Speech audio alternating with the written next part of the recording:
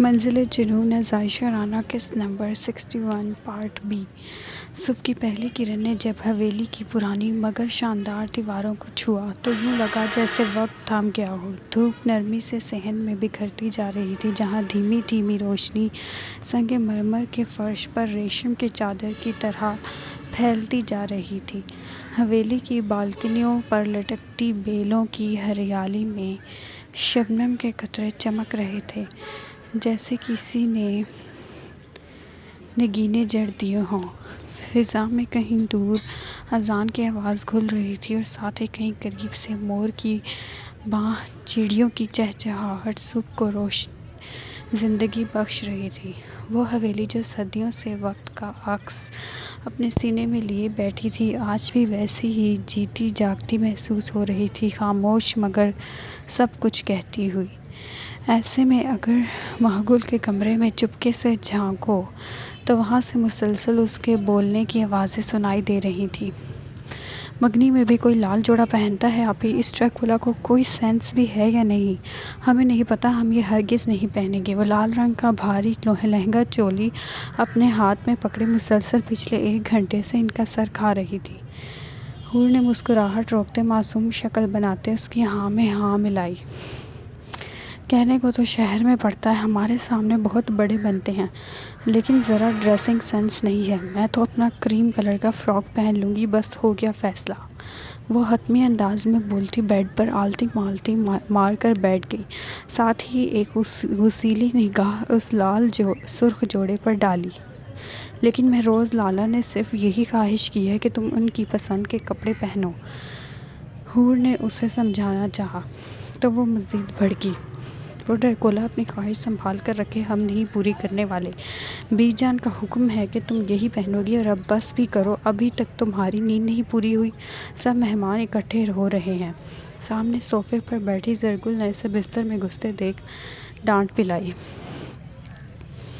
سہرابیہ اسے غصہ کرتے دیکھ کھلکھلا کر ہنسنے لگی۔ وہ بس زرگل کو بات کرتے دیکھ لی اور پھر یوں ہی ہنسنے لگتی تھی۔ زرگل نے جھکتے اس کے پھولے گال چوم لیے۔ وہ ایک مٹھی میں اس کا دوپٹہ جکڑے اس کی گود میں چھپی بیٹھی تھی۔ جب سے لاریب حویلی سے گئی تھی وہ پرسکون ہو چکی تھی۔ ہمیں نہیں معلوم، جب تک ہماری بات نہیں مانی جائے گی ہم بھی نہیں مانیں گے۔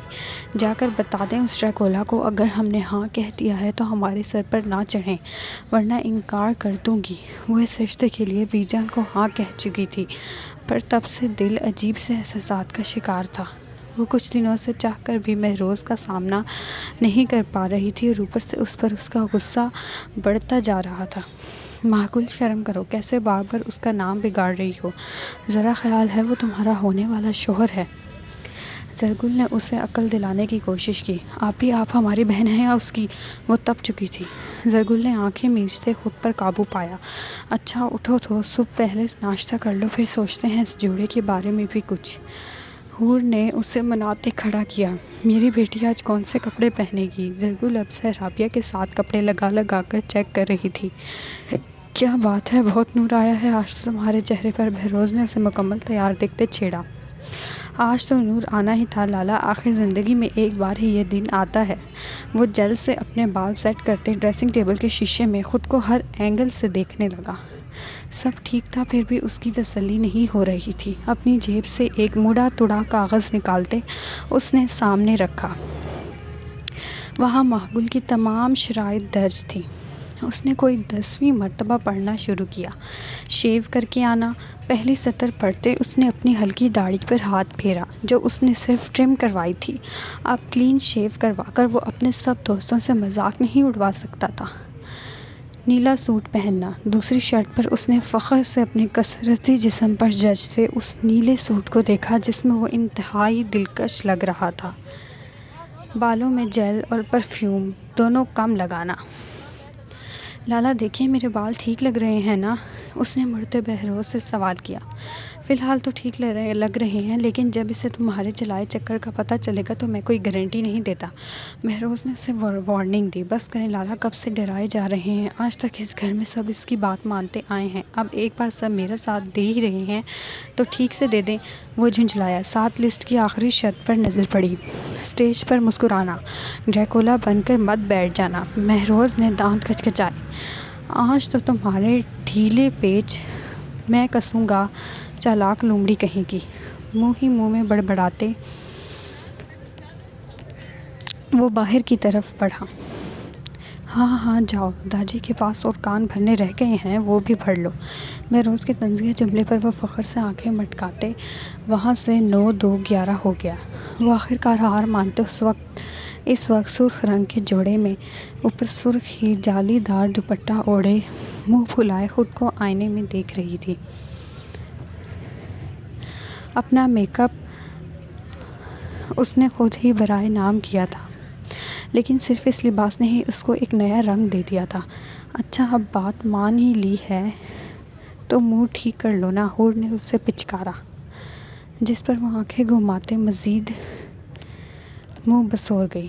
ماہ گل جلدی سے یہ دوپٹہ اوڑھ لو، داجی اور بابا تم سے ملنے آ رہے ہیں۔ زرگل نے بنا اسے سمجھنے کا موقع دیے اس کے سر پر چنری اڑا دی۔ پر وہ کیوں آ رہے ہیں؟ ہم باہر ہی تو جانے والے تھے۔ اس کا سوال ہی رہ گیا، کیونکہ اسی وقت کمرے کا دروازہ کھلا اور داجی سمیت گھر کے تمام مرد حضرات اندر تشریف لے آئے۔ ماہ گل کی زبان خود بخود بند ہوئی۔ عجیب جھجک سی محسوس ہوئی کہ وہ پلکیں جھکا گئی۔ میری بیٹی کو مجھ سے کوئی شکایت تو نہیں ہے نا؟ مراد صاحب نے بیٹھ پر اس کے پاس جگہ سنبھالتے سوال کیا تو اس کی آنکھیں ڈبڈبا گئیں۔ بابا جان، وہ روندھی ہوئی آواز میں کچھ کہنے لگی۔ بیٹا تمہیں مہروز اپنے شوہر کے روپ میں بنا کسی زبردستی کے قبول ہے نا؟ ان کے اگلے سوال پر اس کا دل زوروں سے دھڑکا، سر شرم و حیا سے جھک گیا۔ بولو بچے، بہروز کی آواز پر اسرا اس بات میں ہلا گئی۔ مجھے پتا تھا میری بیٹی مجھ پر بھروسہ ضرور کرے گی۔ مولوی صاحب آپ نکاح شروع کریں۔ ان کی بات پر ماہ گل کے سر پر حویلی کی پوری چھت گری۔ حور نے زرگل کو بیچاری نظروں سے دیکھا۔ وہ جانتی تھی بعد میں ماہ گل ان سے بہت ناراض ہوتی۔ اس کی تو منگنی ہونے والی تھی، پھر یہ نکاح کیسا؟ داجی، ماہ گل نے گھبرا کر دوپٹے کی اوڑ سے سامنے بیٹھے داجی کو پکارا۔ ارے تم فکر مت کرو، شہزادیوں کی طرح رکھے گا وہ تمہیں۔ اگر کوئی بات نہ مانے تو مجھے بتانا فوراً۔ ان کی بات پر اس کا منہ کھلا۔ سب نے مل کر اسے اتنا بڑا دھوکہ دیا؟ ایسا کیسے ہو سکتا تھا؟ فی الحال وہ کچھ سمجھنے کی صلاحیت نہیں رکھتی تھی۔ مولوی صاحب نے نکاح کے کلمات دہرائے اور مراد صاحب نے اس کے سر پر ہاتھ رکھا، اور اپنے بابا کے سامنے وہ کہاں کچھ دیکھتی تھی، اور پھر کچھ ہی دیر میں وہ ماہ گل مہروز خانزادہ بن چکی تھی۔ بہروز نے زرگل کی گود سے اپنی گڑیا کو لیا جو گلابی فراک میں شہزادی ہی لگ رہی تھی۔ آہستہ آہستہ سبھی کمرے سے نکلتے چلے گئے۔ اب وہاں پھر سے صرف وہ تینوں موجود تھیں۔ ماہ گل، ہمیں اس بارے میں خود بعد میں پتہ چلا تھا، تم آپی سے پوچھو ذرا۔ حور نے فوراً اپنا دامن چھڑایا۔ زرگل نے ہڑبڑاتے حور کو دیکھا۔ میرا کیا قصور؟ وہ تو مہروز خود اتنے دنوں سے داجی کے آگے پیچھے منڈلا رہا تھا، نہ جانے کیا گھول کر پلایا اس نے سب کو۔ سب نے اس کی بات مان لی، اور میں کبھی اس سب میں شامل نہ ہوتی، لیکن اس نے مجھے بھی سہرابیہ کی قسم دے دی۔ پھر بھلا میں کیا کرتی؟ ایک ہی سانس میں صفائی دیتے اس نے اپنی چھوٹی بہن کو دیکھا جو شل سی ایک ہی پوزیشن میں بیٹھی تھی۔ اب تم باہر سٹیج پر تو جاؤ گی نہیں؟ تو میں سب سے کہہ دیتی ہوں تمہاری طبیعت ٹھیک نہیں ہے۔ زرگل جان چھڑاتے باہر بھاگی۔ حور بھی موقع ضائع کیے بغیر اس کے پیچھے لپکی۔ وہ سب سے چھپتے چھپاتے بمشکل وہاں تک پہنچا تھا۔ حویلی مہمانوں سے کھچا کھچ بھری پڑی تھی۔ ایسے میں تمام عورتوں کے بیچ سے یہاں تک آنا کوئی آسان کام نہیں تھا۔ تھینک یو بھابھی، یو آر بیسٹ۔ اس نے پیچھے مڑتے زرگل کا شکریہ ادا کیا۔ میں تو کہتی ہوں فی الحال مت جاؤ، وہ غصے سے بھری بیٹھی ہے، کھانا بھی نہیں کھایا صبح سے۔ زرگل کو اپنے دیور پلس بہنوئی کی فکر ہوئی۔ ارے غصہ ہی تو ٹھنڈا کرنے جا رہا ہوں، آپ ٹینشن نہ لیں۔ مغروریت سے بالوں میں ہاتھ پھیرتے وہ مسکرایا۔ زرگل نفی میں سر ہلاتے مڑ گئی۔ اس نے پہلے نہایت تمیز کا مظاہرہ کرتے دروازہ نوک کیا، پر جواب ندارد۔ ہینڈل پر ہاتھ رکھا تو پتہ چلا وہ پہلے سے کھلا تھا۔ وہ مسکراتے اندر داخل ہوا۔ دل اسے اپنے کی پسند کے لباس میں دیکھنے کے لیے بے تاب ہوا۔ وہ بیڈ کی پائنٹی پر دوسری جانب منہ کیے بیٹھی تھی، ایسے کہ یہاں سے وہ صرف اس کی دیکھ سکتا تھا۔ جالی دار دوپٹے سے جھانکتی اس کے وہ اپنے دل پر ہاتھ رکھتے خود کو سنبھالنے لگا، لیکن اس کی آنکھوں کی سرخی تمام حقیقت عیاں کر گئی۔ یقیناً وہ اب تک اس کی موجودگی سے ناواقف تھی۔ کیسا لگ رہا ہے مسز مہروز خاندادہ؟ اس کی گمبھیر آواز نے کمرے میں خاموشی کے ارتکاز کو توڑا۔ وہ جھٹکے سے کھڑی ہوتے مڑی۔ وہ جو شوخی سے مسکرا رہا تھا، اس کی آنکھوں میں بھرے آنسو دیکھتے لب بھیج گیا۔ کیا وہ اس کے ساتھ نکاح ہونے پر رو رہی تھی؟ غصے سے خون میں ابال اٹھنے لگے۔ ابھی اور اسی وقت یہاں سے باہر نکل جائیں۔ وہ انگلی سے دروازے کی طرف اشارہ کرتے چیخی۔ بس نہیں چل رہا تھا، اس کا منہ نوچ لیتی۔ مہروز بے باکی سے اسے اوپر سے نیچے تک دیکھتے کہکہا لگا کر ہنسا۔ قسم سے بہت روپ آیا ہے۔ اس کے انداز و اطوار نے معقول کو کپ کپانے پر مجبور کر دیا۔ آپ دور رہیں، ورنہ ہم کہہ رہے ہیں ہم آپ کا سر پھوڑ دیں گے۔ اسے اپنی جانب قدم بڑھاتے دیکھ اس نے دھمکانا ضروری سمجھا۔ اب تو میرے پاس نزدیک آنے کا پرمٹ ہے۔ وہ اتراتے اس کا ہاتھ تھامنے لگا جب اگلے ہی لمحے اس کمرے میں اس کی چیخیں گونجیں۔ وہ پیچھے سے اس کے سر کے بال اپنی مٹھیوں میں دبوچے بے دردی سے کھینچ چکی تھی۔ آج تک داجی نے صرف ہمارا ساتھ دیا، بہروز لالا نے ہمیشہ ہماری بات مانی، اور آج آپ نے اتنی بڑی چال چلی، سب کو اپنے ساتھ ملا لیا، ہمیں دھوکہ دیا، بے وقوف بنایا۔ اس کے سینے تک آتی لڑکی اسے پورے کمرے میں سر کے بل گھما رہی تھی۔ پاگل لڑکی! اس نے بمشکل اپنی حیرانی پر قابو پایا۔ ہم پاگل ہیں تو پیچھے کیوں پڑے تھے ہمارے؟ معقول کسی طور اس کے بال چھوڑنے کے لیے راضی نہیں تھی۔ یوں لگ رہا تھا ابھی اس کے بال جڑ سے اکھاڑ کر لے جائے گی۔ چاچو دیکھیں اپنی بیٹی کو! بہروز نے جان بوجھ کر ہانک لگائی، جس پر معقول نے بوکھلا کر اپنی گرفت ڈھیلی کی، اور تبھی مہروز نے اس کی دونوں کلائیوں کو جگرتے کمر سے لگایا۔ معقول نے پیچھے مڑ کر دیکھا جہاں کوئی نہیں تھا۔ مطلب وہ ایک بار پھر سے اسے بے وقوف بنا چکا تھا۔ اس نے مزاحمت کرنی چاہی، پر وہ اسی طرح لیے اسے پیچھے بستر پر بٹک گیا۔ تم تو چلاک ہونے کے ساتھ ساتھ جنگلی بھی نکلی۔ وہ اسے قابو کرتے ہنسا۔ معقول نے اپنے ناخنوں سے اس کا چہرہ بگاڑنا چاہا، پر وہ بروقت اس کی کلائیاں بیٹ کے ساتھ پن کرتے اس پر جھکا۔ معقول سانس روکے اسے اتنی نزدیکی سے دیکھنے لگی۔ اب کیا بچے کی جان لوگی؟ لہجہ خمار سے لبریز ہوا۔ ہمیں ایسے مت دیکھیں۔ اس کے یوں گھورنے پر تپی۔ پھر کیسے دیکھوں؟ معقول نے سٹپٹاتے رخ موڑا۔ وہ اس کے پہاڑ جیسے وجود کے نیچے دبی جا رہی تھی۔ ہمیں دیکھیں ہی مت، اپنی آنکھیں بند کر لیں، سختی سے حکم دیا گیا۔ جیسا آپ کہیں۔ وہ فوراً اس کے حکم کی تعمیل کرتے اسے حیران کر گیا۔ وہ نہ چاہتے ہوئے بھی اس کے نین نقوش بغور دیکھنے لگی۔ اب دور ہٹیں۔ ہوش میں آتے وہ چیخی۔ مہروز نے مسکراتے اس کی پیشانی پر محبت کی پہلی میری ماں ہی۔ وہ اس کے کان میں سرگوشی کرتے معقول نے کسمساتے خود کو چھڑانا چاہا۔ اس کے لمس پر اس کی جان نکلی جا رہی تھی۔ زندگی میں پہلے اور آخری بار تو میری چلی ہے، ویسے بھی صرف نکاح ہی ہے، رخصتی پکا تمہاری مرضی سے کرواؤں گا۔ وہ نرمی سے سمجھاتے اپنے لبوں سے اس کے آنسو چن گیا۔ آپ نے ہماری نرمی کا ناجائز فائدہ اٹھایا۔ ہماری غلطی ہے، ہمیں ہاں ہی نہیں کہنا چاہیے تھا۔ وہ واقعی دکھی تھی، لیکن اب تو کہہ دیا، اور اب تو میری معقول ہو، میری ماں ہی۔ وہ جھکنے لگا کہ وہ اسے دھکا دیتے پیچھے دھکیل گئی۔ زیادہ فری نہ ہو ڈریکولا کہیں کے۔ اس کے الفاظ پر وہ غصے سے سرخ ہوا۔ دوبارہ مجھے اس نام سے مت بلانا۔ وہ سخت لہجے میں اسے وارن کر رہا تھا۔ ڈریکولا، ڈریکولا، ڈریکولا، خون چوسنے والا ڈریکولا۔ وہ زبان نکالتے اسے چڑھانے لگی۔ مہروز نے اس کی نازک گردن پر دانت گاڑتے اس کے ہوش اڑائے۔ اس کے لبوں پر اپنی ہتھیلی جمائے وہ اس کی چیخ دبا گیا۔ اب ہوں میں ڈریکولا۔ اس کی دودھیا گردن پر سخت نشان چھوڑتے وہ آنکھ مارتے مسکرایا۔ معقول بے یقینی سے پھٹی ہوئی آنکھوں سے اسے دیکھنے لگی۔ ہم داجی کو بتائیں گے آپ نے ہمیں مارا، دھمکی دیتے وہ رونے لگی۔ پاگل لڑکی، اسے مار نہیں، پیار کہتے ہیں۔ اس کی بات پر وہ سرخ پڑی۔ دیکھو ساری تیاری ویسے ہی کی ہے جیسی تم نے بتائی تھی۔ اس کا اشارہ اپنے کپڑوں کی جانب تھا۔ بالکل اچھے نہیں لگ رہے ہو۔ وہ پھاڑ کھانے کو دوڑی۔ مہروز نے اپنے کانوں پر ہاتھ رکھتے خود پر قابو پایا۔ اب یہ تو سہنا ہی تھا۔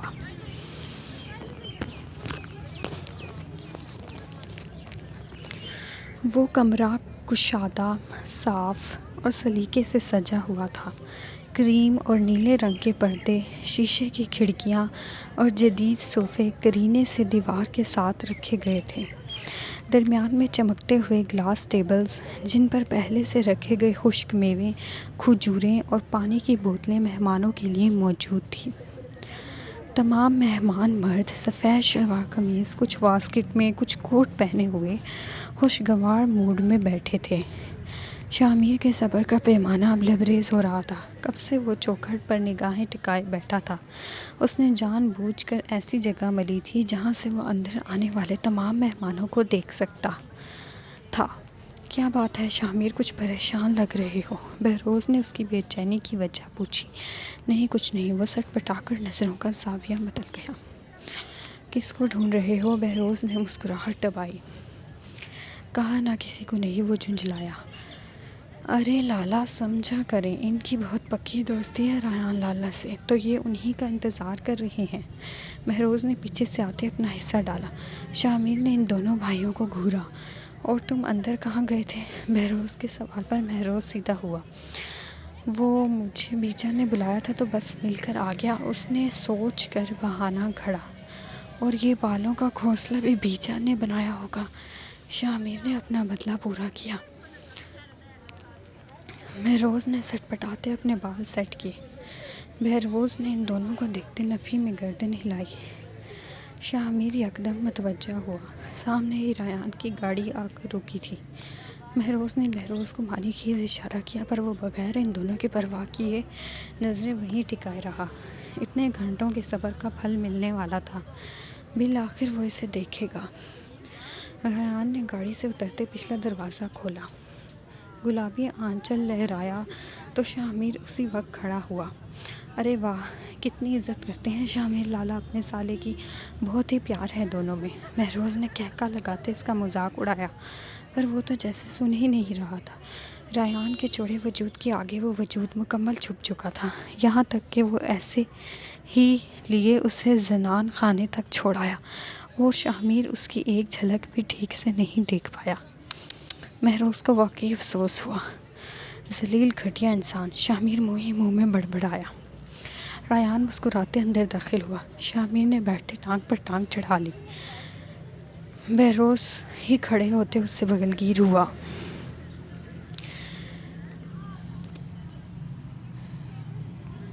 بی بی جی، وہ زرگل نے پیچھے مڑتے نوری کو دیکھا جو پھولے سانس کے ساتھ وہاں کھڑی تھی۔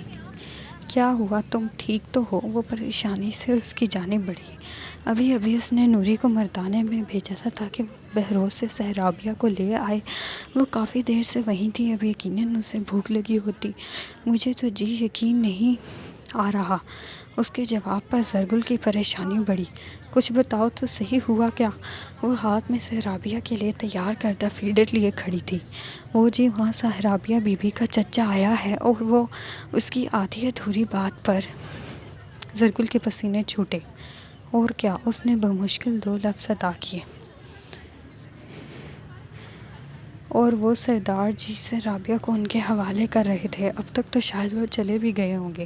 فیڈر کی بوتل اس کے ہاتھ سے چھوٹتے فرش پر گری۔ کھڑے کھڑے اس کے پیروں تلے سے زمین نکل چکی تھی۔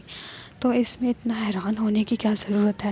یہ تو ہونا ہی تھا، ویسے بھی اب اور کب تک میری بیٹی اسے پالتی رہتی؟